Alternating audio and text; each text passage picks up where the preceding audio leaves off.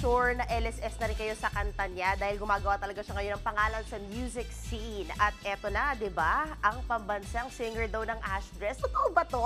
Amiel Sol in the house. Hi, good afternoon po. Amiel, thank you so much for gracing us. Alam mo, kanina ka pa kinukulit ng mga fans mo dito. Pero alam nyo ba, guys, na dapat pala, mathematician pala itong si Amiel. Yes. Pero napadpad sa musika. Paano nangyari yun? Yung degree ko nung college is BS Math. And then, simultaneous ko namang pinapursue talaga yung degree ko and yung career ko sa music. Nagkataon ngayon na since meron talagang nag-boom na song, which is itong Sa Bawat Sandali, I really want to try to give it my 100% ngayon. And speaking of 100%, nag-number 1 na nga siya, di ba? Sa streaming platform na talaga lahat tayo ay nakikinig pagdating sa musika. Did that come as a surprise to you? Yes, oo, kasi never pa naman ako naging part ng charts in terms of sa top songs. And let alone na maging number 1. So, sobrang nakakagulat talaga siya. Oo, syempre kung tayo, big deal sa atin na nag-number 1 siya. Mas big deal pa sa kanya dahil hindi lang siya yung naglabas ng kanta, isa po siyang data analyst pala by day. So, alam mo yon, yung numbers game nito, iba yung tama pagka talagang nabi-breakdown mo. So, kamusta? Diba? Like, how's your job? Balita ko, kaka-resign mo lang daw para mag-full-time OPM star. Talagang previously, nagbabalance talaga ako ng music career and yung day job ko.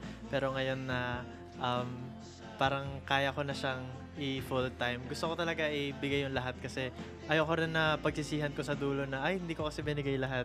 At least ngayon talagang all in ako ngayon. Napakaganda naman kasi ng backup mo, di ba? As a math person, di ba? Para kumbaga yung left at right brain mo, gumagana sabay-sabay. Yes, Ganun din ba pag nagsulat ka ng mga kanta? Ano ba yung proseso mo? Actually, wala akong specific process when it comes to writing songs. Talaga, kung ano yung pumasok sa akin na idea, kailangan mag-grab ko siya agad kasi sobrang fleeting ng mga ideas eh. So, kapag minsan, nasa yung melody lang, mahaham ko lang bigla or halimbawa, may maisip lang akong hook sa isang kanta na, ay, ang ganda ng lyric na to. Tapos, bibuild ko na around doon yung kanta. So, talagang nakadepende siya. For this specific song, naisip ko lang talaga yung pinaka hook nito na kapag magulo na ang mundo, ikaw ang payapang hinahanap-hanap ko. So doon ko na binild yung buong kanta. Oh my gosh, si Ashdress din ba yung nasa isip mo nung sinusulat mo yon? Char! Di naman, pero talagang sumakto nga naman sa nila, di ba? Speaking of sumakto, eto na ngayon tanong ng bayan, di ba? Bakit sila ang perfect na naging lead stars nitong MV? Well, una, naging part talaga to ng OST ng Ang Mutya ng Section E.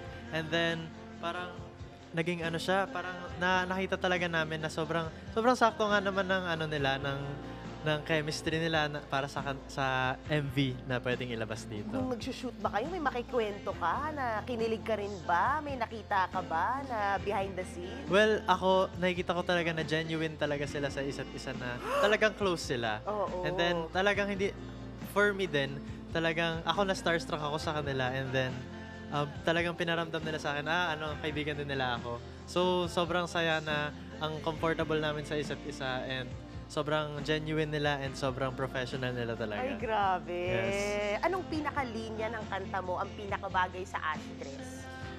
Nais kong sumibol kasama ka. Parang ganda na mag-grow. Mag-grow lang sila respectively sa series and sa careers nila mismo, diba? Wow! At alam mo, sobrang sumakto talaga tong kanta na to. I hope you make more songs for our rising artists today, diba? At Yes. yung mga serye na talagang tinatangkilik ng lahat. Pero Yes. ngayon, ano yung mga, what do you find yourself writing naman ng mga kanta? Tungkol saan? Well, I really like writing songs about yearning. Yung tipong, yung pagmamahal that goes over kilig. So, yun yung mga gusto ko talagang sinusulatan ng kanta ngayon. Grabe! At balita ko, parang may upcoming ka. Ano ba pwedeng patikim mo doon? Yes, actually naglabas ako ng parang medyo acoustic version ng magiging next song ko. So, abangan nyo lang sa socials ko. I-announce ko yung pag-release nito. I'm really looking forward to releasing it. We're working on it and sana ma-release na namin siya soon. Oh my gosh. Pero di ka namin syempre papakawalan hanggat hindi ka nagpapasample, di ba? Yes. Samplein ko yung Sa Bawat Sandali. Yes! Sure. Ito ang chorus. Kapag magulo ng mundo, Ikaw ang payapang hinahanap-hanap ko.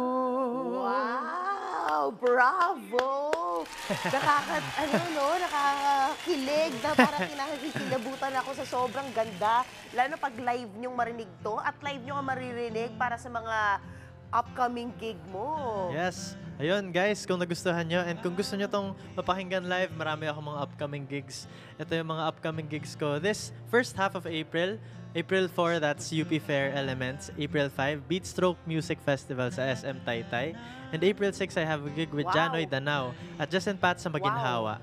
And then, April 10, meron akong Suabe Sessions live at Viva Cafe. And April 11, The Big Night University Week at NU Fairview. Ibang level. Uy, sana magkakulab kayo ni Janoy. Yes, oo nga. Sobrang idol ko siya. Grabe. Parang parehas kayo, magkatimbre kayo ng Ay, yung grabe, labis sa salamat. tenga. Wow! Parang you gusto so ko bigla much. manood nun, no? Isi-screenshot ko nga mamaya ulit yun at i-replay ko dito sa One Balita Pilipinas yung Yun, schedule. tama. But anyway, thank you so much, Amiel. Thank you for po so gracing much. us.